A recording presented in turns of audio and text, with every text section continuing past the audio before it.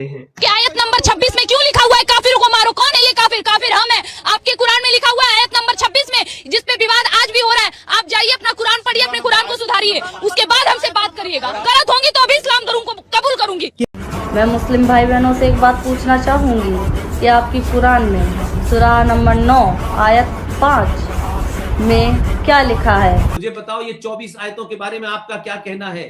इसमें सूरा नंबर 9 आयत नंबर 5 पे लिखा हुआ है कि मुशरिक जहां भी मिले और वो तुम्हारे अल्लाह को कबूल करने से मना कर दे, उसका कत्ल वाजिब है।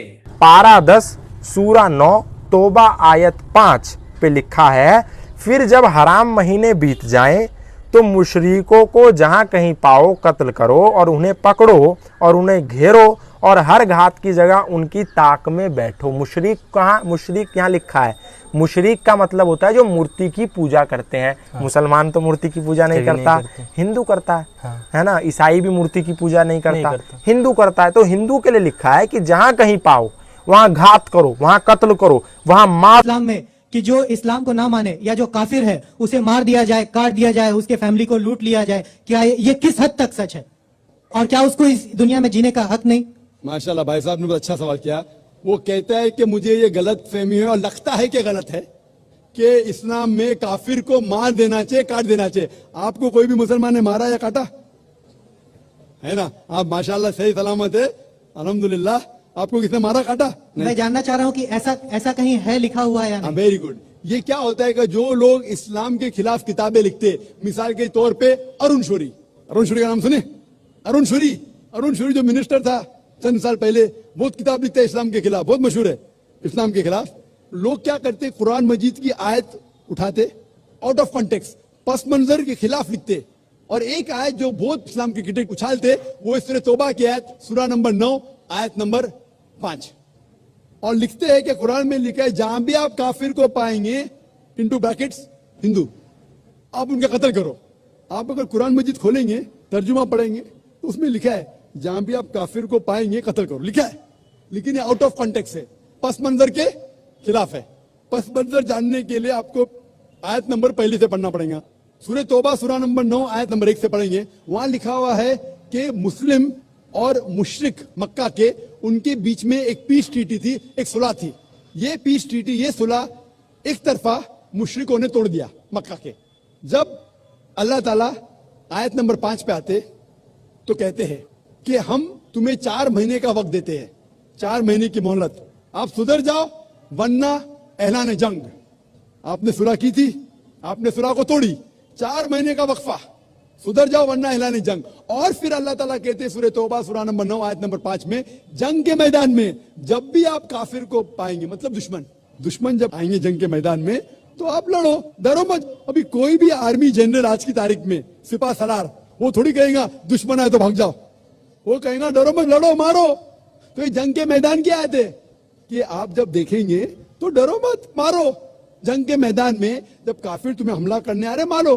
और अरुण शूरी आयत नंबर 5 से उड़ी मारते आयत नंबर 7 में। उसने किताब लिखी वर्ल्ड ऑफ फतवास इस्लाम के खिलाफ। आयत नंबर 5 से जब मारते आयत नंबर 7 पे, 5 के बाद क्या आता है? 6 को खा जाते। क्यों? 6 में उसका जवाब है, उसके बीमारी का जवाब है। आयत नंबर 6 में सूरह तौबा के अल्लाह ताला फरमाते कि अगर कोई काफिर सुलह चाहता है उसे छोड़ मत दो, उसे ऐसी अमन के जगह पर महफूज पहुंचाओ। क्या कहता है अल्लाह ताला?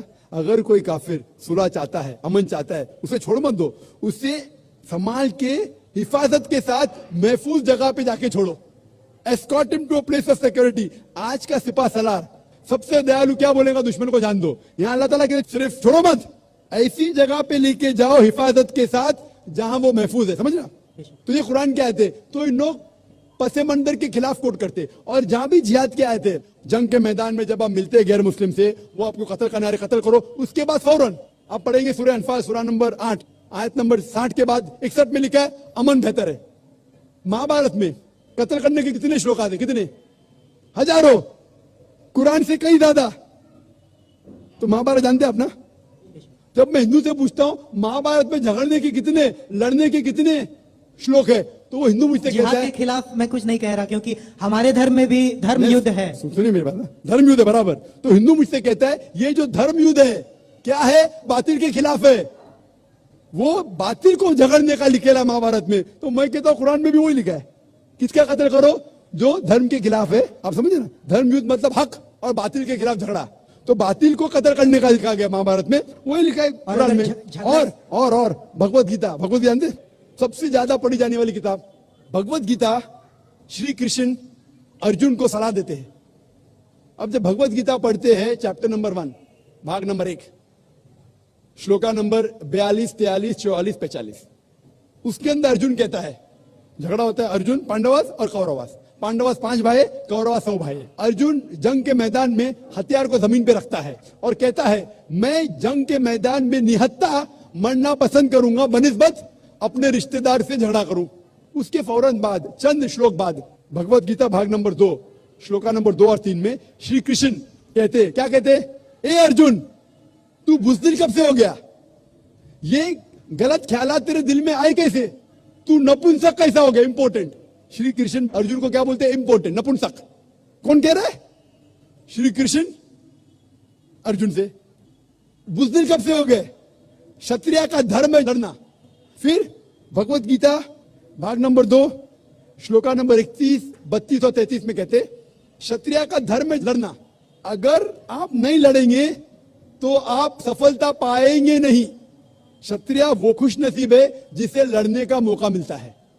और अक्सर लोग कहते हैं, एतराज करते, इस्लाम के दुश्मन, क्रिटिक्स, हमारे अल्लाह के रसूल ने एक हदीस में कहा था कि जिहाद के मौके पे जब मुजाहिद जंग के मैदान में जाता है, उसका कत्ल होता है तो वो जाता है जन्नत में। लिखा है सही बुखारी में, किताबुल जिहाद, जिल्द नंबर 4, हदीस नंबर 46, कि जंग के मैदान में जब मुजाहिद जाता है, उसका कत्ल होता है तो वो जाता है जन्नत में। अगर वो जिंदा वापस लौटता है तो उससे दुनिया की दौलत मिलती है। अक्सर लोग बोलते कैसा मजहब है, लड़ने पे कत्ल करने पे जन्नत जाएगा, गलत मजहब है। लेकिन भगवत गीता पढ़ेंगे भाग नंबर 2 मंत्रा नंबर 37, 37, श्री कृष्ण कहते अर्जुन से, ए अर्जुन उठ के लड़, अगर तेरा कत्ल हो जाएगा तू स्वर्ग में जाएगा, अगर जिंदा वापस लौटेगा तो उससे दुनिया की दौलत मिलेगी। हूँ बहू जो अल्लाह के रसूल मोहम्मद सल्लल्लाहु अलैहि वसल्लम कहते हैं सही बुखारी में, वही भगवत गीता में लिखा है। तो अरुण शूरी जब तनकीद करता है कुरान के बारे में, उसने खुद अपनी भगवत गीता पढ़ा ही नहीं। अरुण शूरी ने महाभारत भी शायद नहीं पढ़ा। अगर महाभारत और भगवत गीता पढ़ा होता तो कुरान में मिस्टेक निकालता ही नहीं। आप समझ रहे, तो ये मिस्टेक नहीं निकाल रहा, मैंने कब का आप निकाल रहे भाई, मैं अरुण शूरी की बात कर रहा हूँ, मैं अरुण शूरी की बात कर रहा हूं। तो मैं आपको जवाब दे रहा हूं, आपने बिल्कुल सही फरमाया कि ये गलत फहमी है कि लोग कहते हैं कि इस्लाम में लिखा हुआ है कि काफिर का कत्ल करो। ये कहां नहीं लिखा है, ये लिखा है जंग के मैदान में। तो आपने जो सवाल किया था कि कुरान में ऐसा नहीं लिखा है काफिर को कभी मारो, तो इतने मुसलमान आपको छोड़ते थे क्या, छोड़ते थोड़ी थे।